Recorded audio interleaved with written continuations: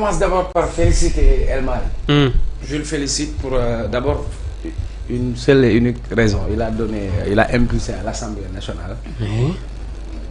J'ai vu qu'il a entrepris 17 réformes yoo xamante ni ay actes yu posé la toog naa fii ma ne la j'ai vu Aïssata Tall Sall parlementaire président du groupe parlementaire féliciter El Malick ci li nga xam ni mu ngi koy def dans sa démarche pour améliorer les conditions de travail des parlementaires. J'ai vu le grand Tafsir Thioye parlementaire très expérimenté nga xam ni même en dehors du Sénégal day dem di jox ay ñeneen ay cours ci li nga xamante ni mooy wàllu parlement. Tafsir Thioye ma dégg ko ci plateau mu ne El Malick daf ko boole ci commission réforme yi loolu rek dafay wone esprit d'ouverture et d'ailleurs nous ce qu'on avait à l'Assemblée nationale d'habitude dafay mel ni sax maison de retraite politique la woon quoi ku ñu fay teg day dem ba benn âge tey mu impulsé ko dama doon toog fii maanaam député bi nekk diaspora la moo tax ñu war ko daggal billet indi ko fii mu ñëw te ñu mën a def ñu digitaliser le vote il l'a fait digitalisation du vote mais beneen bi nga xam moo ci ëpp solo en matière de transparence il a créé une cellule de passation des marchés publics au sein de l'Assemblée nationale parce que tey institution publique boo gis dafa war a am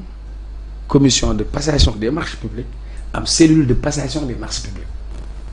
parce que le rôle de la cellule de passation des marchés publics moom mooy coordonner administrativement lépp lu jëm ci wàllu marché liggéey naa ci passation des marchés publics 9 ans même bu fekkoon ni sax ki ñuy tudd dañ ko jox amul dara lu ko koy tere sax ñu jox ko vous savez pourquoi il est supposé être accusé dañ ko àtte non dañ ko daan marché kenn du ko jox nit entité lañ koy jox entreprise lañ koy jox pour ñu am pour nga gagner pour nga postuler un marché ñett yi ngay wone les capacités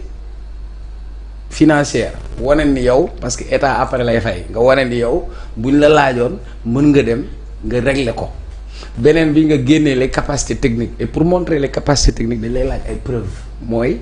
ndax mës nga réaliser marché bu mel noonu bu dee marché tali la dañ la laaj ndax mës nga defar ab tali nga indi preuve ni marché yi nga réaliser beneen bi ñu laaj la le quitus fiscal pour montrer que administrativement lépp lu jëm ci wàllu taxe am nga ko beneen bi su ñuy wax marché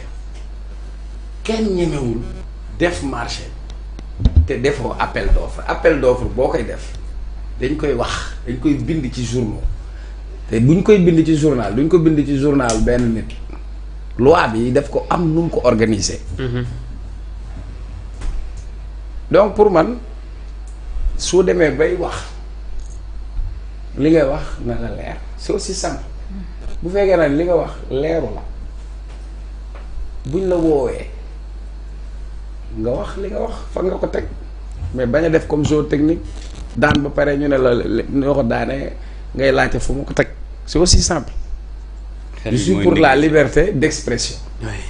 Parce que pour man libre à chacun d'avoir son orientation, libre à chacun d'avoir son point de vue. Mais aujourd'hui si polémique boobu su jógee ñu am yeneen kàddu yi ñu ci yëkkati il y va de la responsabilité de tout le monde. Comprenez. Beneen bi au-delà de coow boobu pour man dañ toll foo xam ni assemblée nationale bi war na di communiquer parce que yow boo dul wax li ngay def ñu waxal la loo defut kon c'est important sur le plan même de la communication au-delà de cette affaire muy dem au niveau de la justice il faudra wax le bien fondé wax quelle est la démarche parce que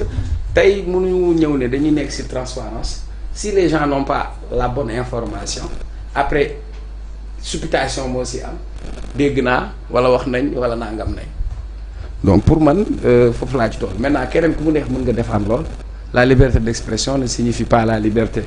de dire ce que l'on veut la liberté de dire des contre-vérités parce que nag loi aussi am na du dëgg beneen bi xawma la moo ci topp comme dañ ko def garde à vue espérons que ci situation bu ñu mel mu génn situation buñ ko àttee flagrant délit bu génn situation parce que man xam naa ko bokk naa ak moom plateau pendant presque une année 2022 2023 man moom Pape Moussa Sow xam nga même ak Kilifeu xam naa ni c'est un journaliste nekkoon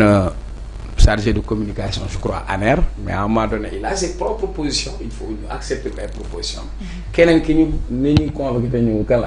Adama Gaye moom il en fait pas partie Adama il a nu mu tëddee wax na ko texte bi nga xamante ne bind na ko mu ngi doon wax ne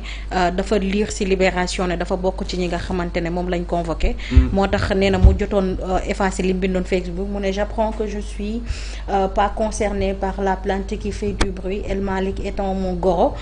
ça m'avait apparu étrange je retire mes écrits sur le débat ça n'avait pas lieu d'être.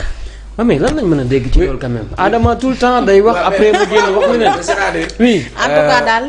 c'est quoi à la fin du ñu mën a comprendre une fois ñu arrêté ko oui dama wax ni que tey moi je suis pas d'accord avec sa démarche déjà moom ñëpp la bloqué c'est un dictateur virtuel il peut avoir ses propres positions mais ndeysaan bi ma toogee si plateau dafa am benn mbokkam du ma yónnee ay photos Adama Gaye toog ak Nelson Mandela Adama Gaye toog ak Kofi Annan Adama Gaye le carnet d'adresse dont il dispose le réseau dont il dispose il devrait pouvoir l'utiliser oui intelligemment quoi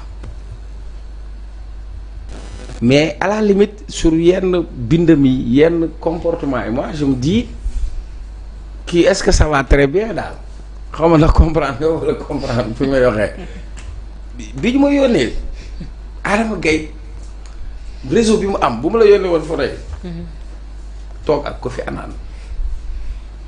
toog ak ay ñi jiite réew mi les grands du monde quoi yow nga am réseau boobu ah nga waroon a tey am intelligence yow réseau bi nga am nan nga ko mën a transformer pour aider sa dëkk mais ñu lay dégg ci ay détail tout le temps détail su ma ko mënoon gis loolu laa koy wax après bu ñu ko jàppee ñu ne waaw famille Serigne la bokk wala famille nangam la bokk je crois qu'il a besoin d'être soutenu il a besoin d'avoir un suivi oui psychologique s'il le faut parce que moi je comprends pas sa démarche maintenant libre à chacun maintenant la liberté aussi elle s'accompagne de la responsabilité on est libre de poser des actes mais il faut aussi en assumer les conséquences. lan lañ mën a dégg par exemple purement et simplement une entorse de la liberté de la presse. léegi la liberté. nee na convocation Bassir moom loolu la ko jàppee. oui mais liberté de presse wala liberté de mentir il faut choisir. oui c'est-à-dire est-ce que être une presse permet aux gens de dire des choses yoo xam ne du dëgg par exemple. waxuma ndax li mu wax am loolu amul.